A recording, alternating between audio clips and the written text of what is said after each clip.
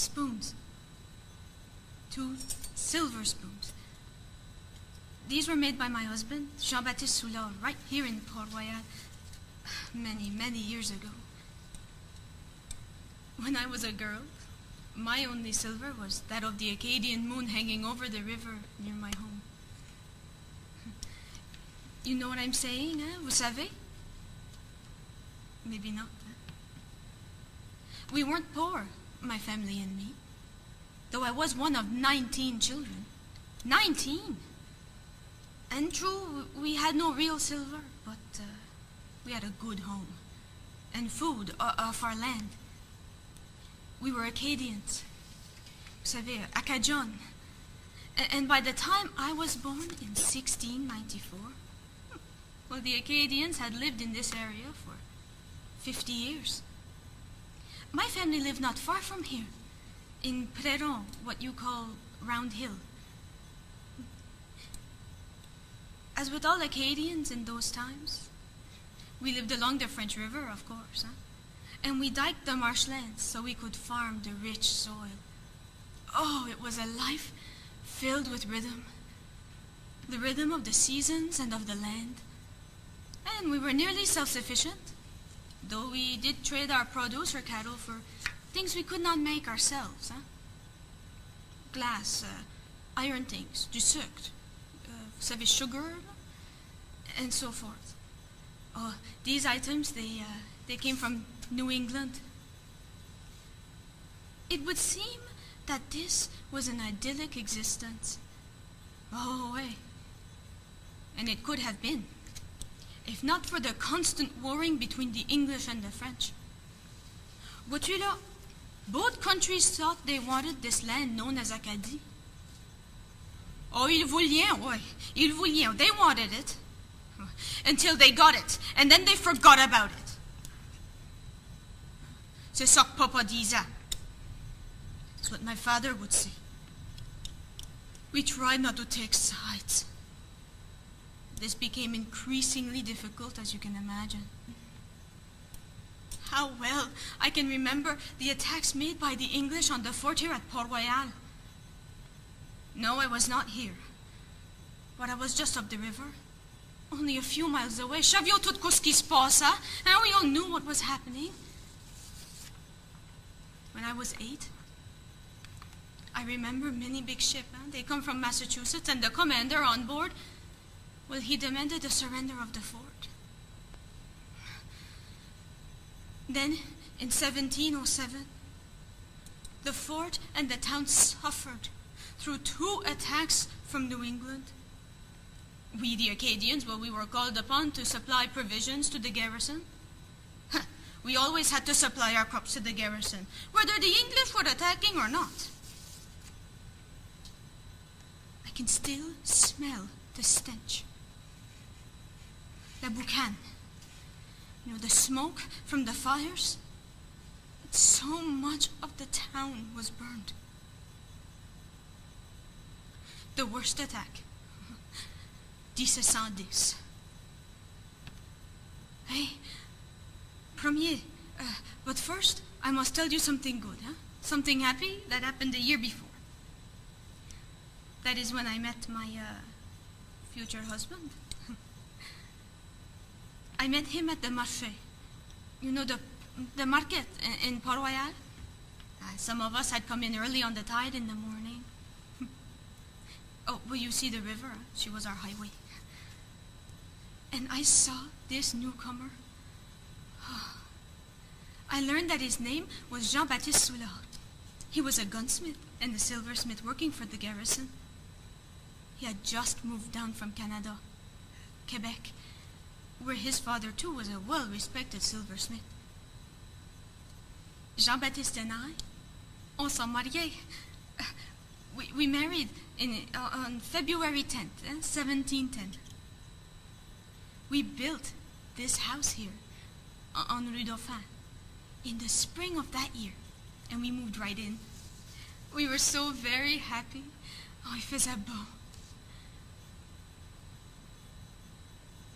But for so short a time.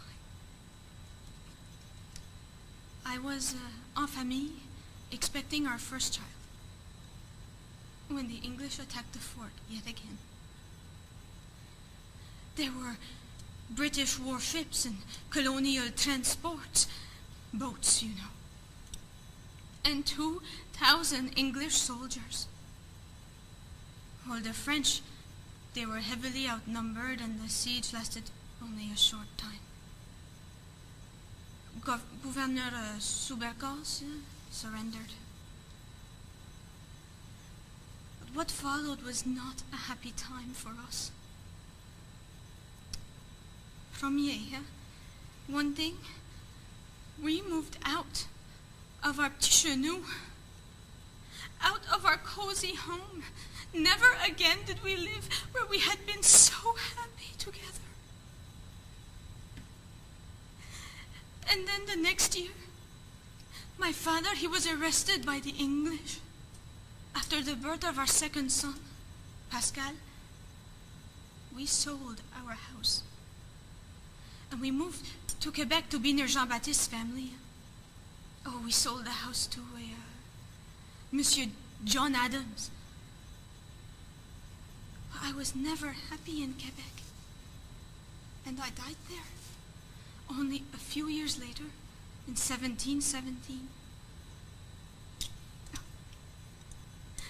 Jean-Baptiste silver spoons.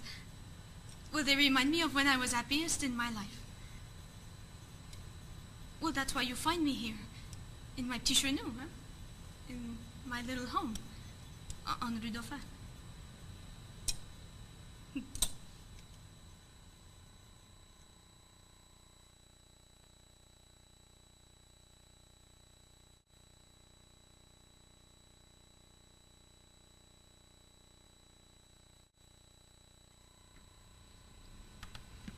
Oh, aye. Good day to you. You regard here before you, in his own home in Annapolis Royal, ancient capital of the English province of Nova Scotia, one William Skene, Esquire, surgeon of the garrison and of the 40th Regiment, mind, and member of the governing council and so forth. We're speaking now, of course, of some 300 years ago. As I came here lived here from 1711 until 1757. But I was not born here. No, I was born in Scotland, as you might ken. Aberdeen, as a matter of fact. You know, I've always thought it to be of particular note that I spent so much of my life here in New Scotland. Like, did you know that? Nova Scotia is Latin for New Scotland. Many people lose sight of that. King James I of England, but also King of the Scots, agreed with Willie Alexander, that would be Sir William, that if there was to be a new Spain, a new England, a new France, and so forth, then the right of the matter would see a new Scotland raised as well. And so it happened, about a century before my time. Aye, this land around here is Scottish through and through. Give no credence to those English or French who might claim otherwise. Do you ken, as many times as I've visited here, I'm still a bit disoriented, I must admit. Oh, I know this is my home, but things are somewhat askew. I'm facing south when I should be facing north. Now, I do know why this is, of course. When I lived here, my house, where we sit now, was situated over yonder. It was that Sinclair fellow who moved my house, this was long after my time, and adjoined it to a house that in my day was owned by a number of people. But my house remained my house. Well, mine and Anne's. For you must understand, I married Anne Adams. She was the daughter of a local entrepreneur, as I called him, John Adams. He was a New England businessman and a member of the governing council also. Very important man in the early years of the British regime. But as I was saying, regarding my house, our house, it was built by one Jacques David de Pontiff. He was the surgeon of the garrison under the French. At one time, as I understand it, he had 3 buildings on this property over yonder, including a hospital and a billiard hall. Very civilized people, the French. But all were burned in the English attacks of 1707. So what I took over from him in 1711, this building where we are now, was a newer house, one that he had built to replace the one that was destroyed. In my role as a member of the governing council, we had many dealings with the Acadians, as you might imagine. We had to assert British authority over the Acadian people, and our orders were to obtain from them an oath of allegiance to the British Crown. Not an easy task, I can tell you. We did think that we had some success in this. By about 1730, we were able to send to London some 200 names, Acadian men who had signed the oath. But we had to grant them an exemption from bearing arms against the French or the Indian people. That was the only way they'd sign. But what were we to do? To force them to do anything else? There were so many Acadians and so few of us. At any rate, those in London never accepted the validity of these oaths. Now, I'll leave it to others to tell you the ins and outs of this Acadian story as it developed. I had no problems with the Acadians myself, personally. And I was sorry to witness their expulsion from these parts in 1755. Well, I remember the local deportation from Goat Island, down the river a piece, towards the end of that year. But by this time, I was no longer in a position of authority to do anything about it one way or the other. The governing council by this time was well established in the new capital. And by the way, my income dwindled considerably when the capital changed location. I was still officer of the port and justice of the peace, but those positions brought in little enough. The lack of funds was one of the reasons why Anne and I removed to Boston in 1757. Well, that's enough then. Good day to you now. Is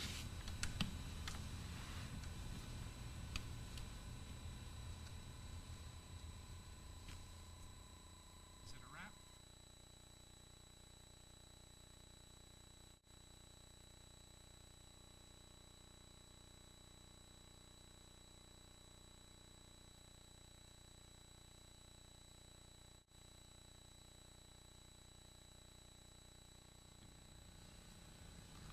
Welcome. Welcome, my good people. My name is Rebecca Whitchard, and this is my establishment, though I never did get round to putting up my board. But here is my license from the governing council. Funny the things you drag around with you for 250 years. But look, isn't it lovely? November 1746, be it hereby known that Rebecca Whitchard is hereby licensed to retail strong drink on her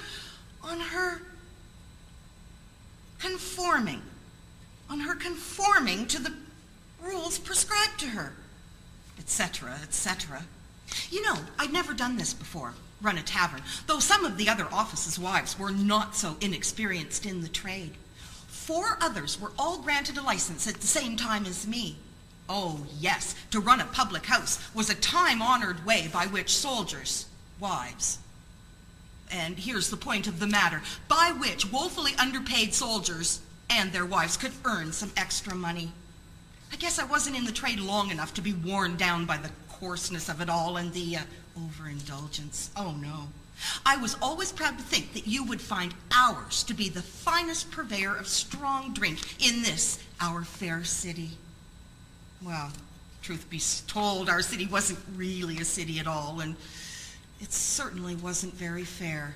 Not with all those Frenchies laying siege all the time. But Annapolis Royal was the capital of Nova Scotia. And James, my James was a lovely man. and a good soldier of the crown. He was a Royal Artilleryman, a matros up at the fort, you know.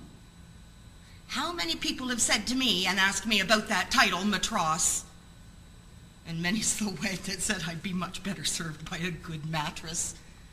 But no, I wouldn't trade my James for anything. No, a matros was very important. He assisted the gunner in loading and firing and sponging the big guns.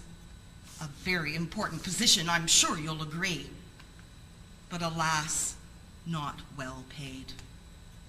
This house you call the Sinclair Inn, me and my James bought this place in the spring of 1747. Before here, we had owned another house in town, but it was pulled down during the French and the Indian raids, so as it wouldn't fall into the hands of the enemy, you understand. What I remember most about that time, when the French were on the verge of attacking, was our governor. Mascarene was his name. Well, he revoked all our drink licenses to keep his men fit for battle. Some would say it would have taken much more than that. We had a good cash-only business here. We never granted credit, and we never accepted goods in payment. Oh, no. We served the staples of the day. We had brandy and wine and rum. Well, that's all you'd need. Most would be more than satisfied with a good jar of rum. But you know, in spite of the stability of the trade, the uncertainty of the times here in Annapolis Royal made my James and me very anxious to move on. Which is what we did a very short time after this old inn became our concern. Now, nobody knows where we went, and I'm afraid I'm not about to tell you my little secret. Rebecca Whitchurch. Here's to good King George, my dears.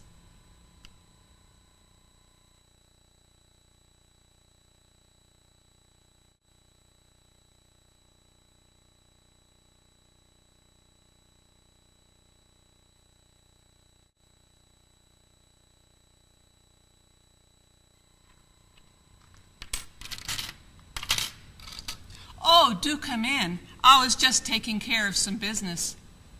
I'm Mary Sinclair, the wife of Frederick Sinclair. Perhaps you remember him better as the Colonel, for that's what most of his friends called him. The Colonel and I ran the Sinclair Inn until he passed away in 1799. And after that, I was sole proprietor of the inn. For quite some time, we had a thriving business, but we weren't always in the innkeeping trade. We first lived in Granville, owned 500 acres there, land that we bought from Elias Davis, for 2 cows, if you can imagine. My husband was a very good businessman, let me assure you, and he bought quite a bit more land, both in Granville and in Annapolis. And he often provided mortgages to borrowers. Believe me, the Colonel was a well-respected gentleman of this area. But he is most remembered, I do suppose, though, as an innkeeper of this Sinclair Inn. But the dear man, if you listen to him, you'll never get the full story. So let me give you some particulars. How well I remember, for example, what luck we had in late 1781 by the fact that we had not yet opened the inn for business. We were busy readying things, moving together the 2 smaller buildings that make up the whole, when the town was overrun by American privateers. I can assure you the town was ransacked from Hog Island to the Cape, and 2 of the town's most prominent citizens, Thomas Williams and John Ritchie, were taken captive. Well, had our inn been open for business at the time, there's no telling how great a loss we would have endured.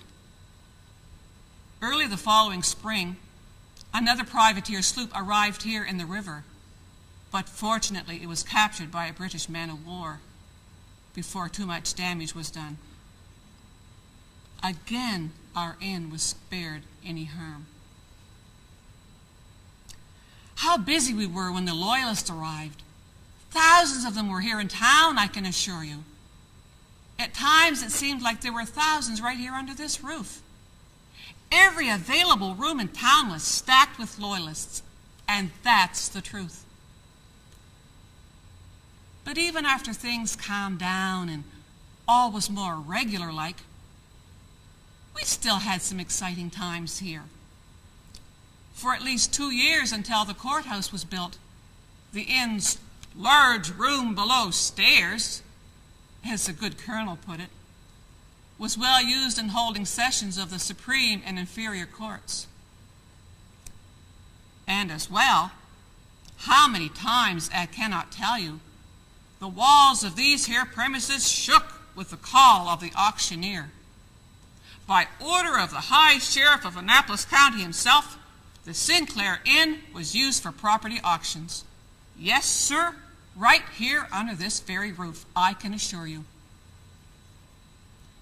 And as well, truth be told, these old walls rang with a different form of exclamation along about this time, but this emanating from the mouth of the good colonel himself.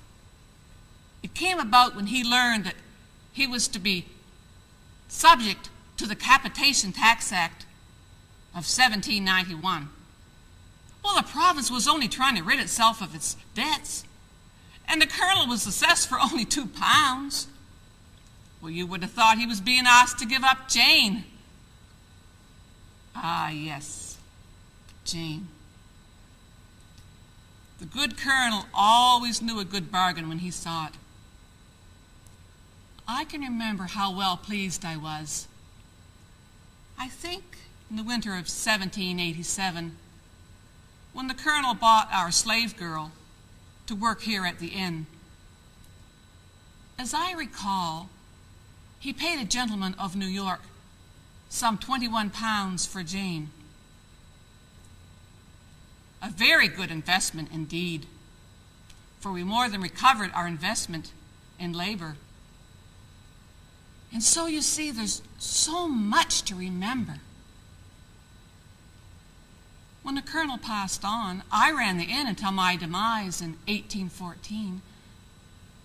And in my will, I left the inn to our daughter Hannah, if she does not go back to her husband, Peter Balser. But that is another story, I can assure you.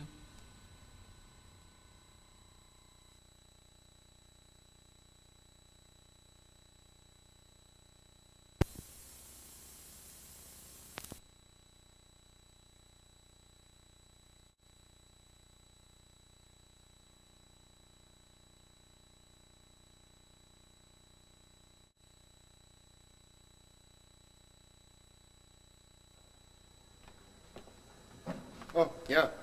So I am the famous Sinclair of the Sinclair Inn.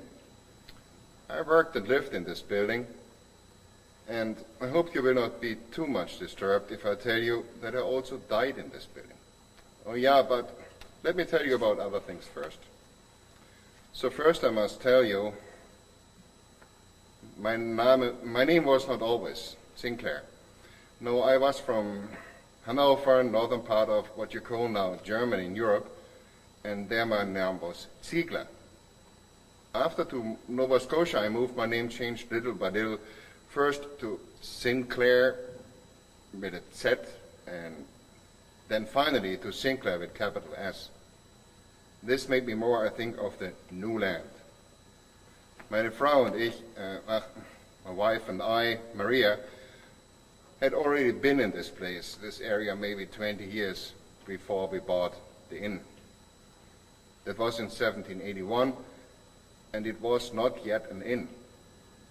To leave it good to know. We had first lived in Granville, you know, over the Annapolis River there, from the 1760s. We had done very well for ourselves, but we wished to be part of the life of this time of Annapolis Royal. So here we moved and rented the building you know now as the Adam Ritchie House, just 2 doors down. That building suited us very well. There we made a tavern and an inn. Oh, but then the building was sold to Mr. Ritchie, and we had to move. So for 30 guineas we bought the old French building. 30 guineas. That tells you how very bad it was. The Adam Ritchie House sold for 200 guineas, yeah.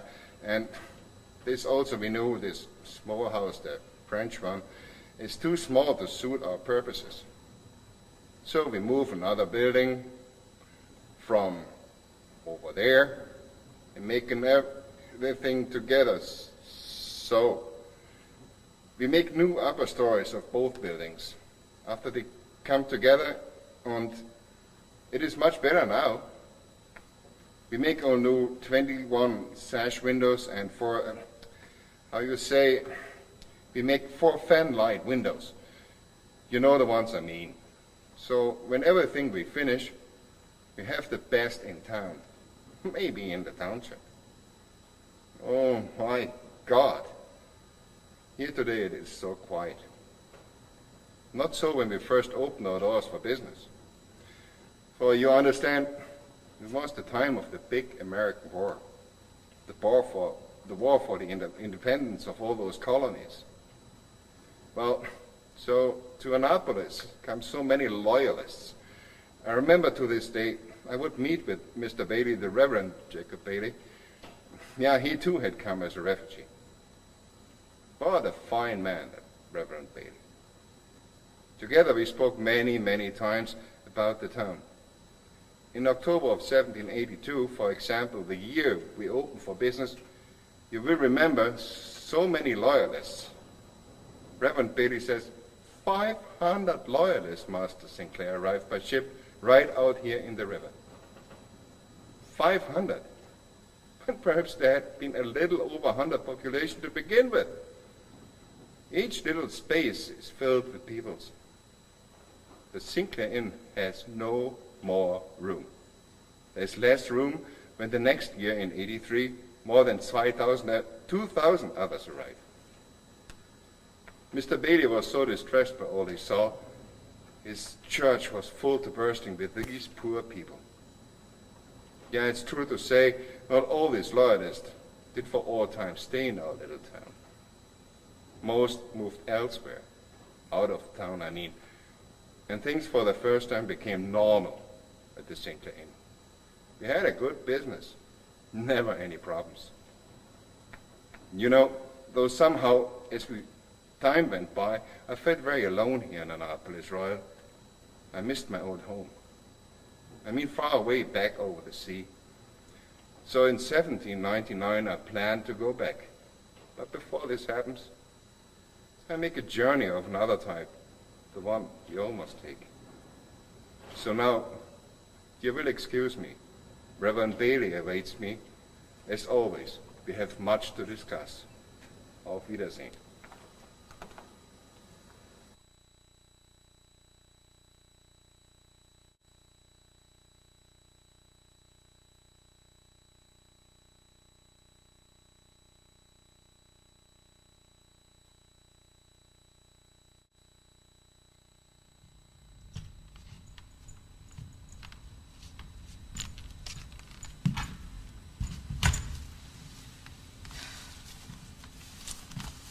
What was it now? What was it? Oh, yes, yes. Haul a bag. Ha, haul a bag. That's what I used to shout. Oh my, I'd almost forgotten, and how could I? 1,000 times by 1,000 times I must have called that out. Haul a bag. Haul a bag. Yes, that's what it was. Folks would look sharp then. Everybody knew me. Why, there's Rose, the baggage smasher. I don't know nothing about smashing bags. I was always right particular when it came to transporting goods. But that's what the judge called me, baggage smasher. Well, smasher or not, I do know I hauled more than a few bags in my time. That's how I made my way in this world, hauling folks' baggage for cash money. They come in on the St. John ferry and I'd cart their goods.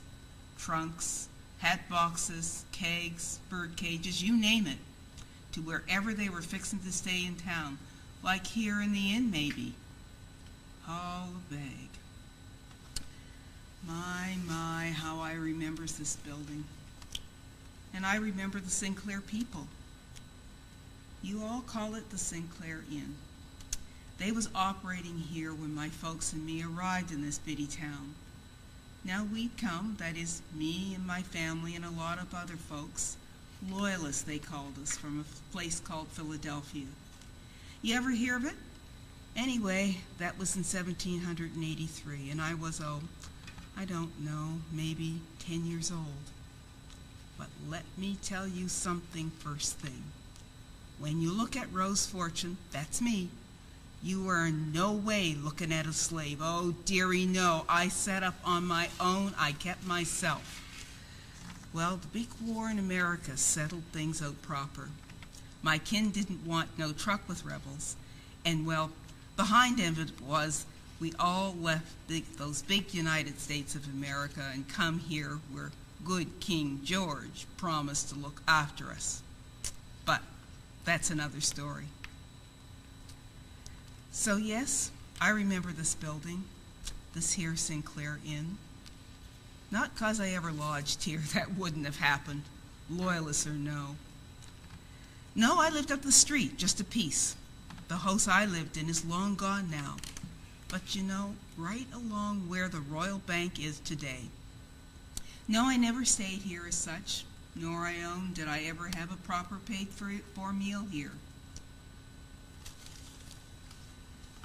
What are you staring at? My clothes?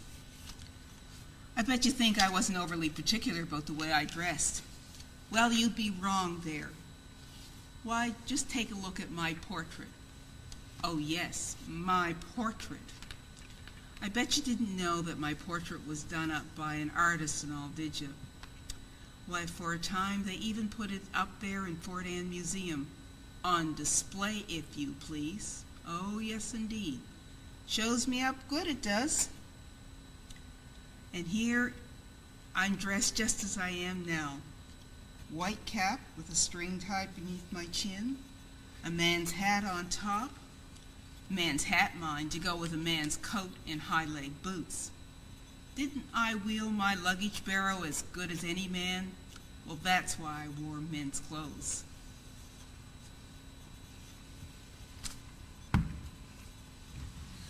Oh, yes, I remembers lots of different things about the old days.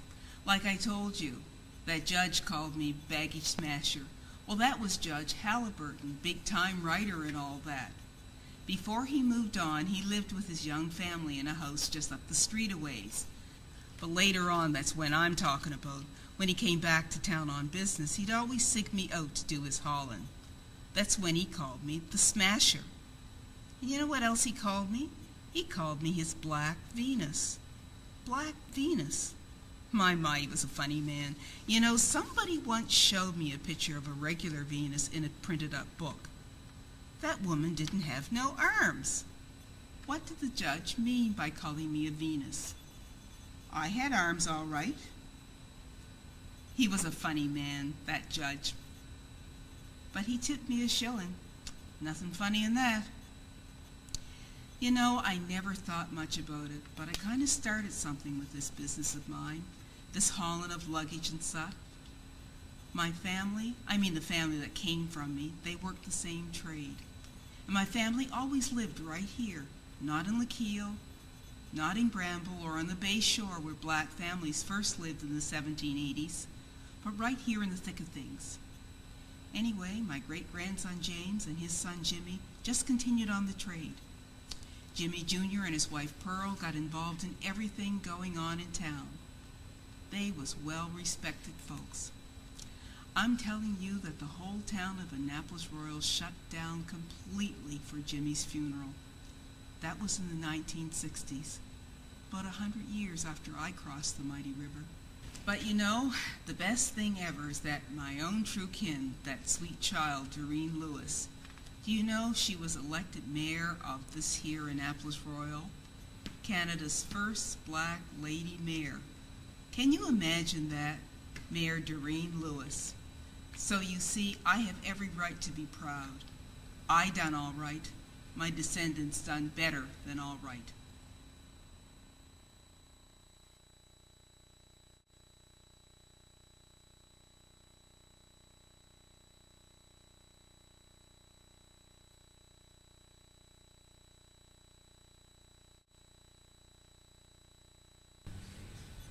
Okay. I sit here, but I don't like it. Look over there. What have you crazy people done to my house? Oh, sure, this was the hotel. But my house, my beautiful house, was just there. There, you see? No, you no see because there's nothing to see. But a place to park your buggies. Oh, okay. I calm myself down a bit. What do you want to know anyway? Oh, yes, sure. The hotel. Well, sure, I bought this place. My name is Gavazza, Antonio Gavazza. Not your typical Annapolis royal name, eh? You look up in the telephone book today and you don't find many Gavazzas, I'm going to bet you. No, sir. Well, that's because I come from a long way away. I was born in 1774 in Italia. Well, it wasn't even Italia then. I lived in a small state in a small town called Shava. How did I get so far from my home? Well, that's a long story. Too long. Let's just say that particular circumstances brought me to the Annapolis Valley in this Nova Scotia. Oh, early in the 1800s. I was known as a trader. You know, a businessman. I buy this, I sell that, I make money to live. Well, one thing I do is I buy this place called the Sinclair Inn. It had been a hotel for many, many years. This place here, that was in 1818, and I pay 350 English pounds. That's not a little money, you know. Oh, but yes, 1818. That was a big year for me because I get married too. Oh, yes, Anne. She become Mrs. Antonio Gavazza. She was a starret from Paradise, maybe 20 miles from here. You know, up the valley. She was a little younger than me. Well, she was 18, but that's not so young. I was 44. Not so young either, but not so old. We did okay. We had 4 children. We make money from the inn, and then in a few years we have enough to build our own house. Right next door there. There, where you have beautiful empty place for buggies. That was in 1825, and let me tell you, it was a very nice building. We live there, and I have my hardware and grocery business too. We were very busy with these new things, so we no run the inn no more. We lease it out. Things go by pretty good until we have that big, high, mighty, that Thomas Judge Ritzy, call us into court. He claimed we owe him money. I guess he's the one they believe because we lost the hotel. You know, there's a saying here. Annapolis belongs to the church, the devil, and Judge Ritchie. I can tell you that's the truth. But Thomas, my son, who was in St. John, he buy back the building when it come up for auction. So the Gavazzas control the building till Thomas get rid of it, without no help, in 1858. Judge Thomas Ritchie. Tooey. Well, anyway, lots of things happen around here back when I first buy this hotel. New roads and bridges being built everywhere. St. Luke's Church, you know, the nice Anglican church, that was open for service. My 4 children were all baptized there. Oh, yes. The army was still here then, up at the fort. The government house where the fort commander lived, that was a mighty nice building, too. The building burned down, I remember, about 1833, I think. Mostly, though, I remember interesting people, like Judge Halliburton. I remember him, and I remember Major Norman's wife. Like me, she was from Europe, but she come from Spain. I have a lot of fun watching her. Gregoria Ramona Antonio, she called herself. She always say that she was a special friend to the mighty Duke of Wellington back when he was fighting in Spain. Major Norman was there too. That's how they get married and then come here to the fort at Annapolis. Anyway, Mrs. Norman, she always talking about her dear Duke.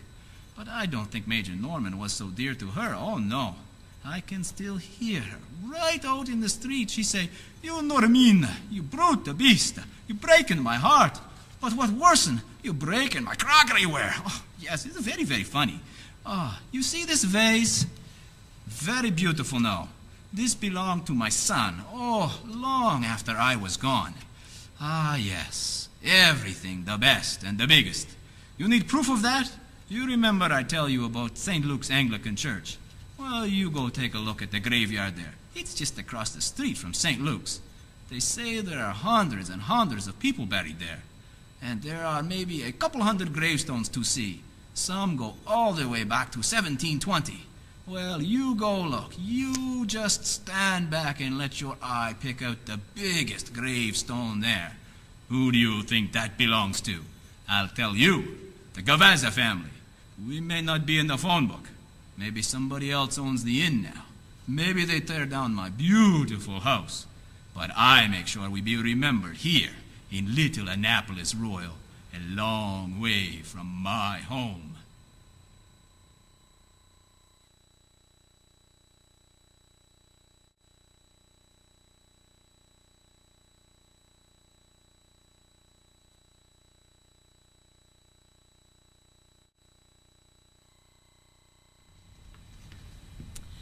How well I remember the winter of 1878. There came a glorious day in February of that year. I have a notice right here to show you. Well, first off, though, my name is Mary Anderson, and my family, my husband William and myself, good-looking man, you see, to begin with, operated this place as a hotel for upwards of 30 years. But I would have to say that the happiest day in all that time was when our establishment took the pledge, so to speak.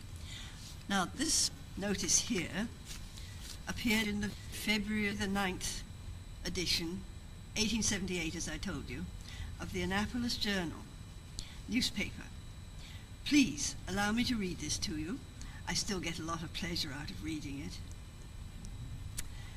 Temperance House. The subscriber begs leave to inform his friends and the travelling public generally that he has opened his house on temperance principles, and thanking them for their liberal patronage in the past, hopes that they will continue to give him the same patronage in the future. Good accommodation for permanent and transient boarders, good stabling and attentive ostler, terms moderate. Temperance House. Oh, that had been a dream of mine, ever since Mr. Edward Mott, proprietor of the Temperance Hotel of this town, lent me a book on the history of the Massachusetts Temperance Society. And when I thought of the debauchery and the lives brought to ruin by the intemperate use of strong spirits, I speak of alcohol, rum, brandy, wine, evil spirits all, and the most crushing aspect of all, that strong spirits were in the same manner, a routine manner, sold here in this very building. Well, I must say I raged at the thought. But no more. From that glorious February of 1878, the Anderson establishment was dry, and praise God for that. My husband William and I first opened this building as our hotel, Anderson's house it was then, in 1865. There was much excitement in the province in the 1860s, first with the debate and then with the joining together of the provinces to form the nation of Canada. And so many of us felt that all things were possible for this new country.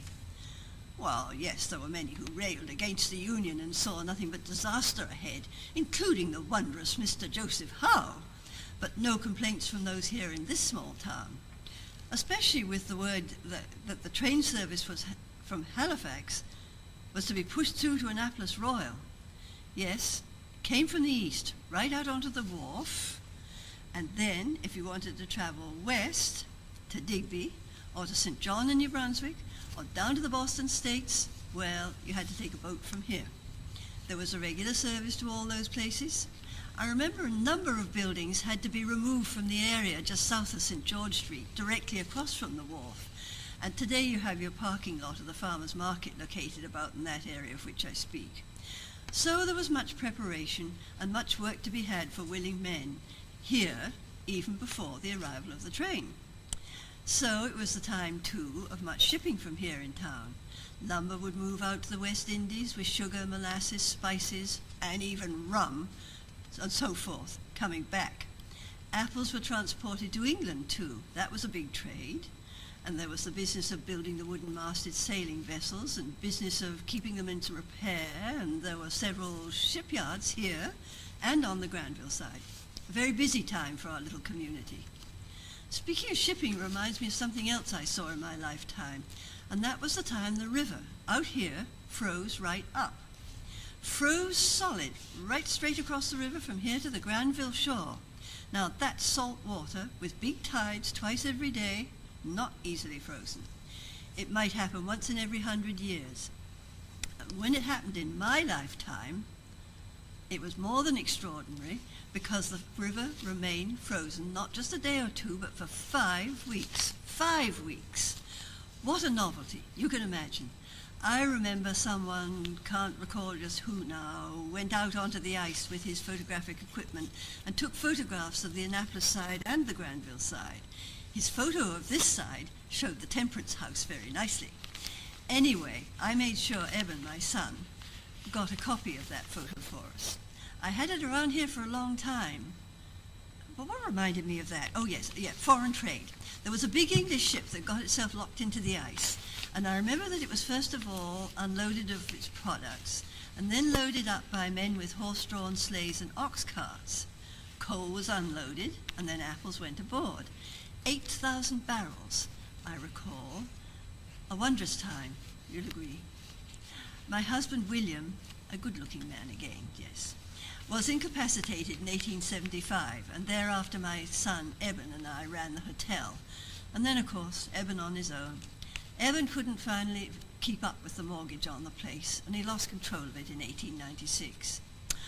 Oh, so many years, and so many things I could tell you. This was the busiest of times in our little town. Even King George, Queen Victoria's grandson, and the future king himself, visited here in the 80s. Now that tells you something. But we'll have to save some for another time. Now, if you'll excuse me, I just must go and look for that photograph.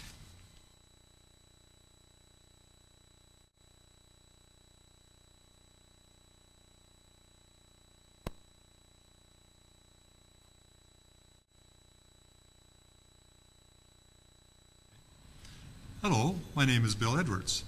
Big Bill, many people called me. That's because I was 6 foot 4 inches tall and weighed 260 pounds. I ran this place as the Farmer's Hotel from 1910 to 1922. And let me tell you a little something right off the top. The old hotel here had seen better days.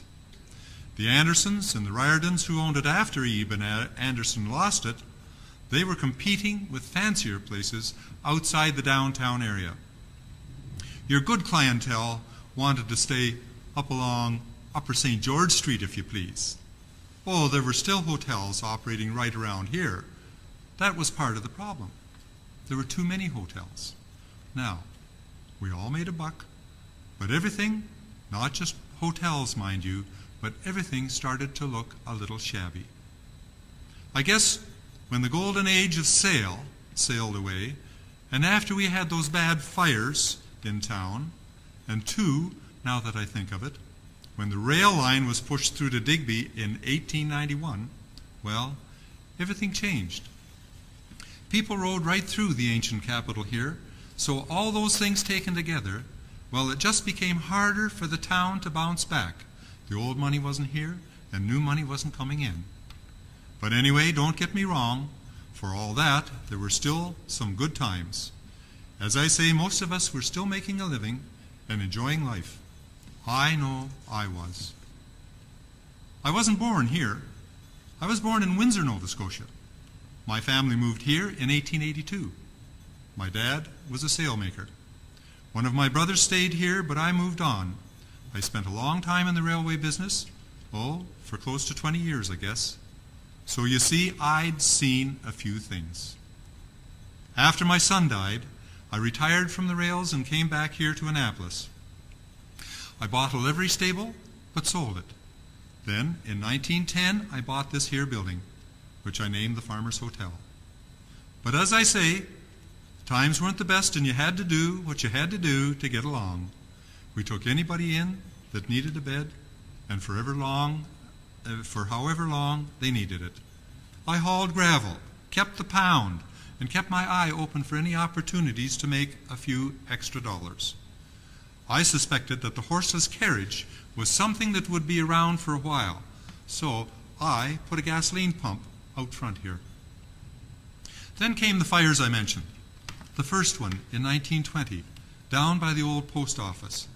Gutted that building. That whole section where King's Theatre is today, gone. Oh, that was bad, but the next fire was worse. The following year, in 21, every building from St. Luke's Church right down to the Royal Bank corner, all gone. It had been a dry summer, and the water supply for town was shut off for repairs when the fire started. 21 buildings in all were destroyed. But you know, for all that, there was fun to life back then. I enjoyed having fun. That's why I owned Jack my monkey.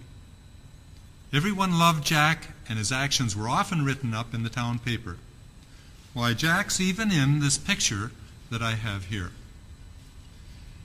Mind you, the focus of this picture is on Pat, my well-known friend of the equine persuasion, my horse, that is. We used Pat to pick up luggage from the railway station. Maybe you can't see, but if you look close, why, there's Jack perched on the hood of the car. We had this picture made up as a postcard and calendars. Good advertising it was. That monkey was a character. And he was quite political, too. He knew his politics. Why, he would tear up the Grit Morning Chronicle wherever we left it lying around, but handle the Tory Herald with the greatest of care. Oh, yes. I can't tell you what a sad day it was when Jack left us. I'll never forgive myself. It was October 1915, and Jack and I had had a grand time at the Yarmouth exhibition. But just as we were heading home, Jack fell off the car, and I drove over him before I realized it. The only thing which eased my grief was that I was able to have Jack stuffed and set up in the front window of the hotel, sort of like he was still with me. His likeness is there to this day. I also used my front windows to display whatever people brought me. Unusual vegetables, for example. I like to give people something to talk about.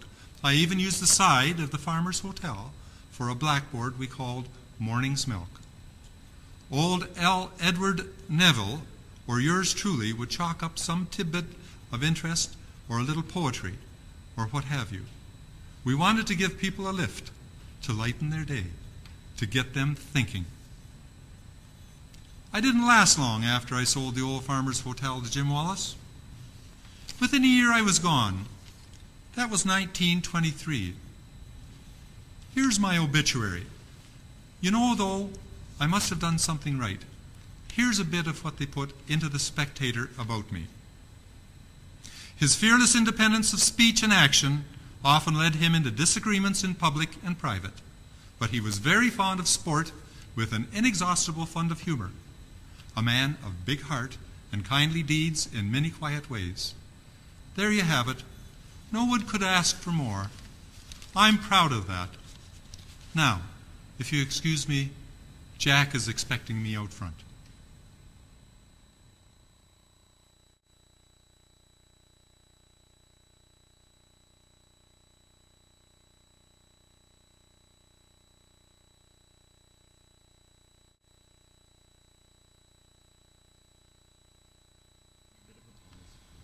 Well, I don't know. I guess I was what you'd call today a bit of an entrepreneur, or however you'd say that. Whenever I'd think about it, which I didn't often do, I consider myself a businessman, with varied interests, you might say. This old hotel was only one of my concerns.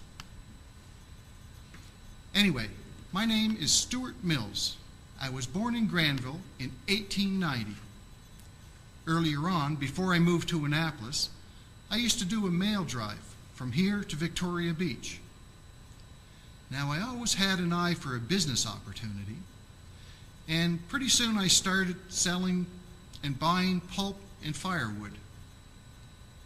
And I did some hauling. Well, I had to get a move on. You see, I got married when I was 21, and me and my wife Jean started in on a family right away. Somewhere in there, I got interested in motor cars, and I angled around for the Ford dealership because I knew it was coming up. And I got that in 1931. We called the business Mills Motors, and it was a success right from the beginning. well, as much of a success as you could hope for. You see, it was the height of the Depression. And that's why we had to have our fingers into other things. And that's why we bought the Farmers Hotel. Farmers Hotel. I have no idea what Bill Edwards was thinking when he called it that. I certainly didn't know of any farmers lay out hard-earned cash to stay in a hotel room. So, first thing, Gene and I changed the name to the Annapolis Royal Hotel. Now, I left much of the day-to-day management up to Jean, so you'd have to talk to her about that. See, I was into other things. I do know that our place wasn't as swanky as those places up the street. No, sir, we provided reasonable accommodations to the guys coming in on the pulp boats or young fellas from out of town. What they needed was a reasonable price for a room, and that's what we gave them. We also had some hockey teams staying here from time to time. Why, we had the Maple Leafs, the team from Middleton. They stayed here back in '36. Now, even before we bought the place, I used to use the livery stable here for car repairs. Yeah, we had lots of rooms here. You know, the third floor was expanded in 1920s, and we had a big dining room. Gene took care of all of that. See, I had too much other stuff on the go. Well, I still had my mail route, and I was doing trucking, and I started a taxi business. And eventually I laid on a bus run from Annapolis to Victoria Beach. Along the same lines, I started Wagner Tours. We'd run passengers from here out to Digby and back. Yeah, it's true, I was a busy man. One of my more interesting sidelines was keeping stock of liquor up at the service station. Yeah, you heard me right. Liquor, for sale, mind you. Now, there was no licensed premise in town, and there was no pub, so I used to keep the stuff up there just on an as-required basis. Now, this was a kind of an open arrangement. Everybody knew about it, but nobody ever interfered with that aspect of my business. And I never touched the stuff, and we never sold it at the hotel. People still talk about me today, nearly 60 years after my death. They'd say how I'd pull out a big wad of bills and I'd just peel some off and I'd conclude a business deal right there on the spot. Yeah, lots of times there was no bookwork required. And I was a generous man in my own right.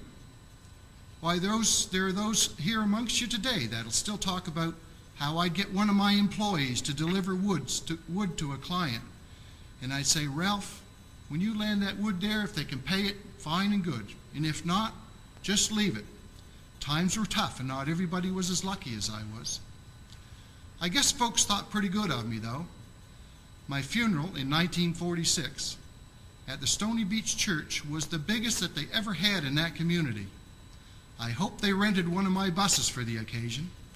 Well, I better get going. I can't make any money standing here.